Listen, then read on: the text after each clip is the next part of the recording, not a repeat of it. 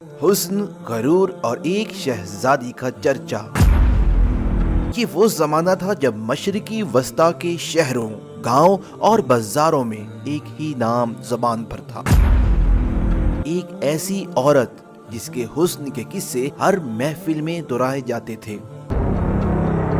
لوگ کہتے تھے کہ جو شخص زندگی میں اس عورت کو دیکھ لے وہ خود کو خوش نصیب سمجھتا تھا۔ عوام ہی نہیں، بادشاہ، امیر اور سردار بھی اس کے دیدار کے خواہش مند تھے۔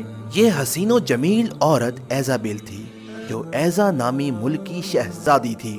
یہ وہ دور تھا جب حضرت سلیمان علیہ السلام کی وفات کو کئی سال گزر چکے تھے اور بنی اسرائیل کی عظیم سلطنت دو حصوں میں تقسیم ہو چکی تھی۔ شمال میں اسرائیل اور جنوب میں یہودیہ کی ریاست قائم ہو چکی تھی۔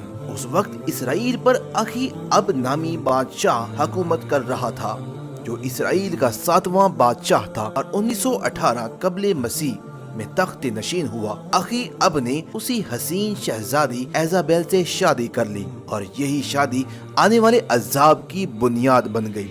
ایزابیل صرف خوبصورت ہی نہیں بلکہ مغرور اور چلاک عورت تھی۔ وہ ایک مشرک بادشاہ کی بیٹی تھی اور فنکیوں کے دیوتا بال کی پجاری تھی۔ دوسری طرف بنی اسرائیل خود بادشاہ اخی اب حضرت موسیٰ علیہ السلام کی شریعت پر تھے اور توحید کو ماننے والے تھے۔ لیکن فتنہ رفتہ رفتہ اخی اب اپنی بیوی کی باتوں میں آ گیا۔ ایزابیل نے نرمی، ضد اور فریب سے اسے راضی کر لیا اور وہ بال دیوتا کی عبادت شروع کرنے لگا۔ پھر اس نے بادشاہ کو اس بات پر بھی آمادہ کر لیا کہ بنی اسرائیل میں بال دیوتا کی پرستش کو عام کیا جائے۔ نتیجہ یہ نکلا کہ دارالحکومت سامریہ میں بال دیوتا کا ایک عظیم مندر تعمیر ہوا۔ سونے کا ایک بہت بڑا بت بنایا گیا جس کا قد 20 گز تھا، 4 منہ اور اس کی خدمت پر 400 افراد مقرر تھے۔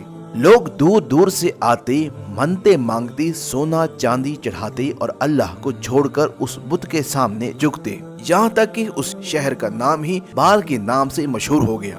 حق پر قائم لوگ اور جو حضرت موسیٰ علیہ السلام کے دین پر قائم تھے، وہ اس بت پرستی کو ناپسند کرتے اور اللہ سے دعا کرتے کہ قوم ہدایت پا جائے۔ اللہ نے ان کی دعا قبول کی اور ایک عظیم نبی کو بھیجا۔ یہ تھے حضرت الیاس علیہ السلام، جو حضرت ہارون علیہ السلام کی اولاد میں سے تھے۔ بائبل میں آپ کا نام ایریا آیا ہے۔ حضرت الیاس علیہ السلام نے بال بک کو دعوت توحید کا مرکز بنایا۔ آپ لوگوں سے کہتے، تم اس بال کو کیوں پکارتے ہو جو نہ سنتا ہے نہ فائدہ دے سکتا ہے؟ اس اللہ کی راہ طرف لوٹو جو تمہارا اور تمہارے باپ داداؤں کا اور آسمان و زمین کا رب ہے۔ لیکن بنی اسرائیل نے اس دعوت کو جھٹلا دیا۔ بادشاہ اخی اب اور ملکہ ایزابیل دونوں نے انکار دیا۔ ایزابیل نے محسوس کیا کہ الیاس علیہ السلام اس کی حکومت کے لیے خطرہ ہے، چنانچہ ان کے قتل کی سازش بنائی گئی۔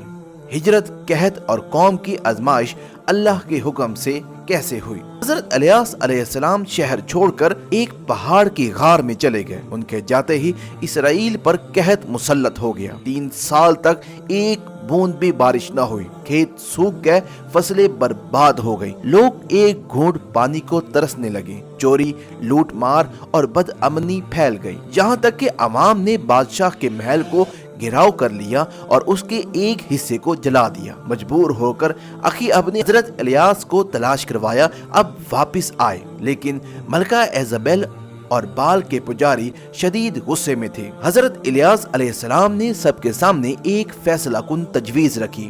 بال کے پجاری اپنے دیوتا کے نام پر قربانی دے اور میں اللہ کے نام پر قربانی دوں گا۔ اس کی قربانی آسمان کی آگ قبول کرے گی، وہی سچا خدا ہوگا۔ یہ سب کوہ کرمل کی چوٹی پر ہوا۔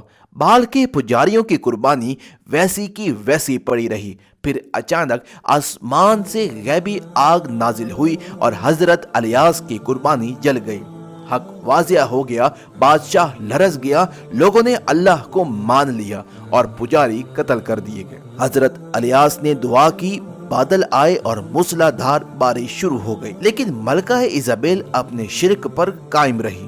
اس نے دوبارہ بادشاہ کو بہکایا اور اخی اب پھر بال کی پوجا میں لگ گیا۔ جب خوشحالی آئی تو قوم پھر گمراہ ہو گئی، شراب، زنا اور شرک عام ہو گیا۔ حضرت الیاس علیہ السلام مجبوراً کوہ سینا کی طرف چلے گئے اور اللہ سے دعا کی یا تو قوم سدھر جائے یا عذاب نازل ہو۔ ایک عذاب کا فیصلہ ہو چکا تھا، وحشی قبائل نے اسرائیل پر حملہ کیا، شہر جلا دیے، اخی ایزابیل اور اس کے بیٹے کو قتل کر دیا گیا۔ ایزابیل کی لاش گلیوں میں پھینک دی گئی اور جنگلی کتے اسے نوچ نوچ کر کھا گئے۔ اس وقت بال کام آیا نہ کوئی جھوٹا معبود۔ آج بال بک لبنان میں موجود ہے، جہاں کھنڈرات آج بھی اس قوم کے غرور اور انجام کی گواہی دیتے ہیں۔ یہ کہانی قیامت تک انسانوں کے لیے ایک عبرت ہے۔ اگر آپ کو یہ ویڈیو پسند آئی ہے تو ویڈیو کو لائک شیئر لازمی کریں اور info@شان کو سبسکرائب کرنا مت بھولیے گا، کیونکہ ہم ایسی